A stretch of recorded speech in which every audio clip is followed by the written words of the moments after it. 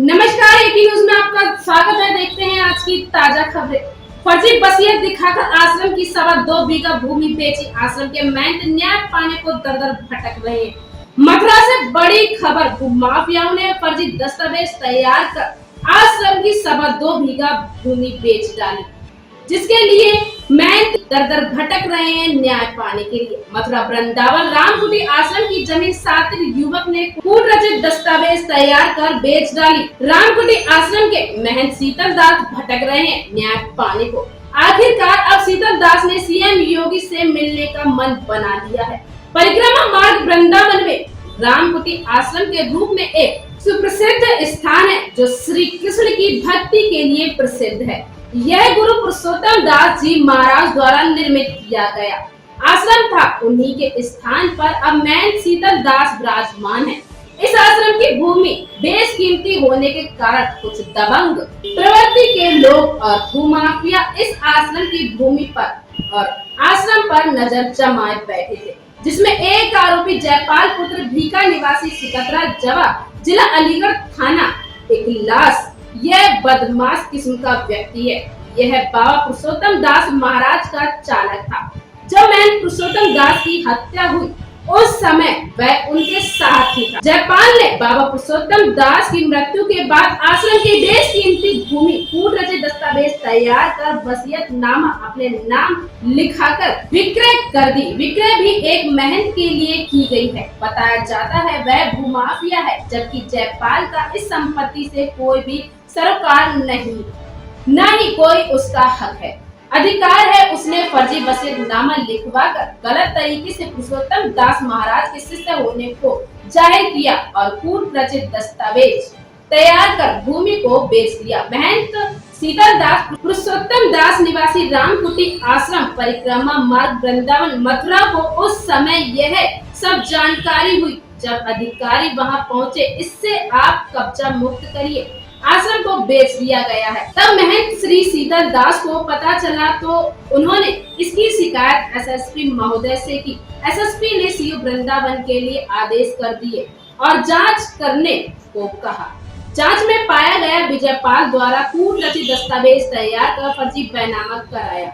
महंत शीतल दास द्वारा जयपाल द्वारा कूट रचित दस्तावेज तैयार कर फर्जी बैनामा कराया। महंत शीतल दास द्वारा जन सूचना अधिकार के तहत जब सूचना मांगी गई कि वह इस आधार पर रजिस्ट्रार कार्यालय की रिपोर्ट और सीओ की जांच में जयपाल आरोपी सिद्ध हुआ। इसी आधार पर थाना वृंदावन में जयपाल के खिलाफ मुकदमा दर्ज हुआ। 3 महीने बाद तब तक पुलिस शीतल दास को टहलाती रही। अब भी 3 महीने मुकदमा दर्ज किए हो चुके हैं, लेकिन पुलिस आरोपी जयपाल को गिरफ्तार नहीं कर पाई है। इससे पुलिस की कार्यशैली पर सवालिया निशान लगने लगे हैं। यानी फर्जी तरीके से भूमि विक्रय करने वाले आरोपी को वृंदावन पुलिस 3 महीने गुजरने के बाद भी गिरफ्तार नहीं कर पाई। यह किसी की समझ में नहीं आ रहा है, जबकि पुलिस ने गंभीर धाराओं में मुकदमा दर्ज किया है। 420, 467, 468, 471 मुकदमा पंजीकृत है। फिर भी वृंदावन पुलिस अब तक जयपाल को गिरफ्तार क्यों नहीं कर पाई, यह बड़ा सवाल है। पुलिस की कार्यशैली को देखकर बाबा शीतल दास अब सीएम योगी से मिलने का मन बना चुके हैं। यहाँ आपको बता दें, जयपाल पुत्र भीखा बाबा पुरुषोत्तम दास का चालक था, जो महंत हो ही नहीं सकता, और वह अलीगढ़ जनपद के सिकतरा जवाब थाना इगलास का निवासी है, जिसने एक फर्जी आधार तैयार कर रामकुटी आश्रम परिक्रमा मार्ग वृंदावन निवासी होना दर्शाया है। उसके बावजूद भी सीओ चकबंदी के यहाँ से आदेश पारित होना अपने आप में संदिग्ध लगता है। योगी शासन काल में भी महंतों पर अत्याचार नहीं रुक रहे हैं। यह आश्चर्य की बात है। कुछ दबंग भूमाफिया रामकुटी आश्रम की भूमि पर नजरें जमाए हैं।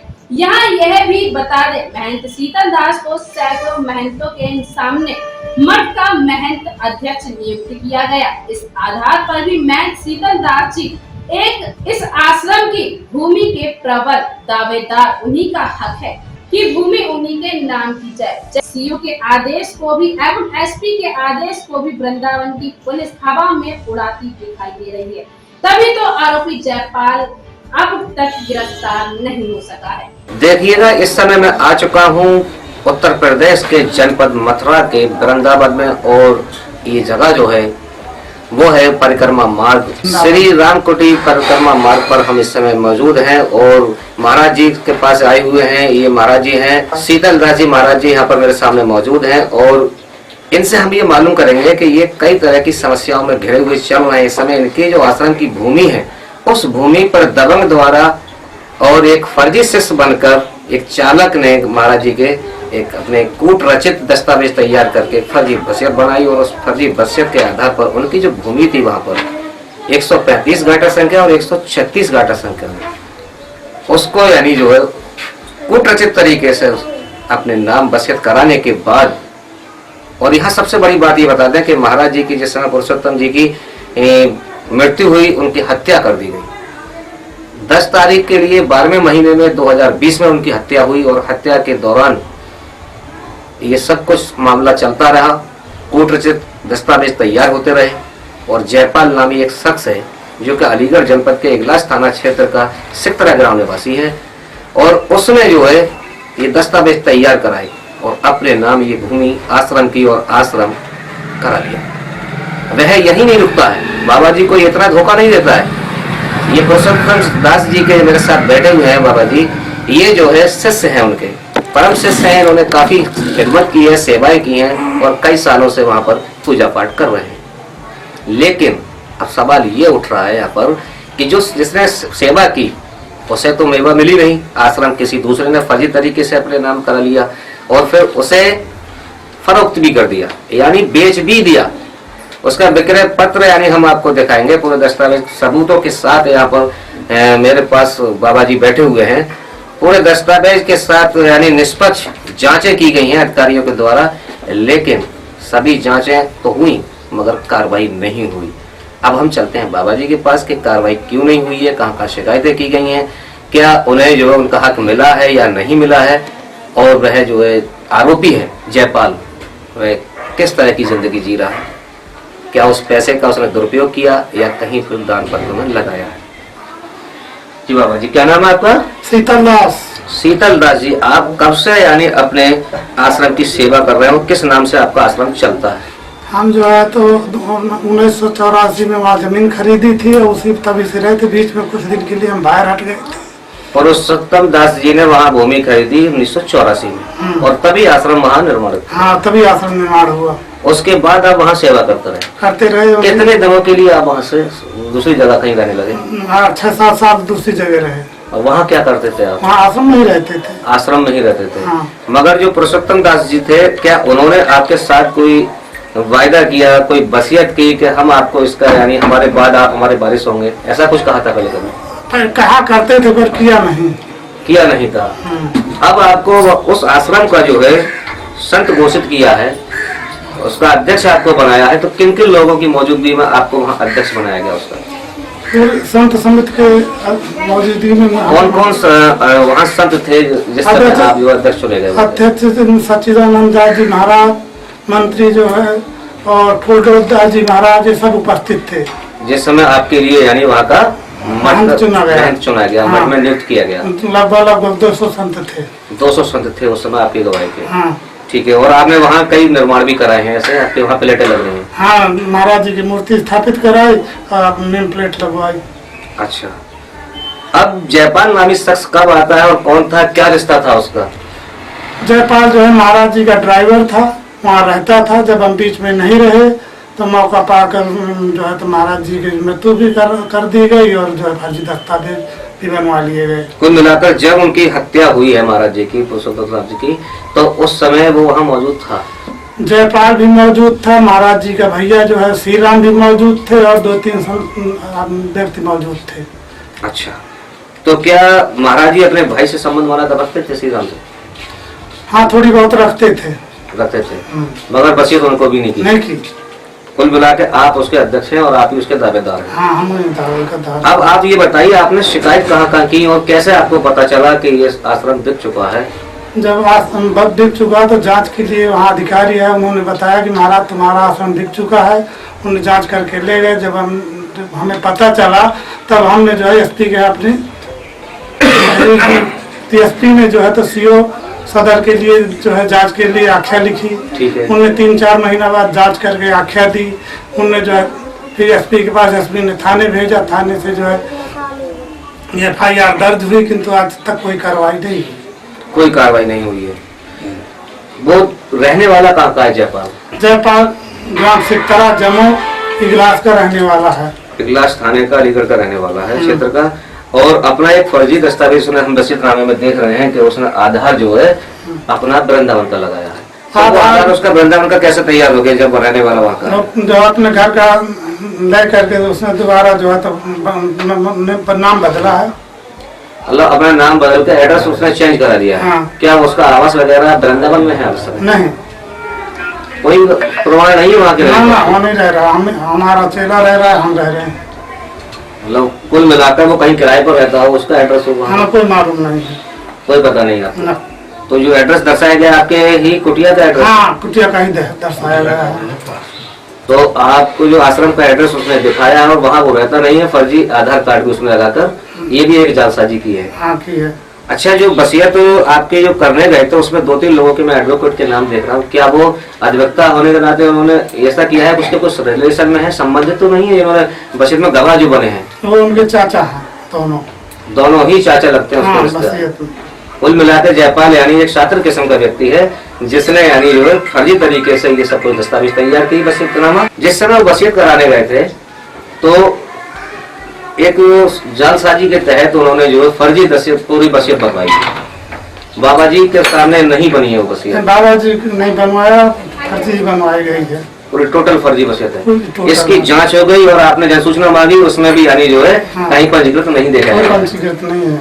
लेकिन एक आदेश ऐसा भी है जिसमें भूमि ट्रांसफर की गई उसके नाम। और वो कैसे हो गई? जब फर्जी उन्होंने अपने आप सूचना ही दी कि ये पंजीकृत नहीं हुआ है।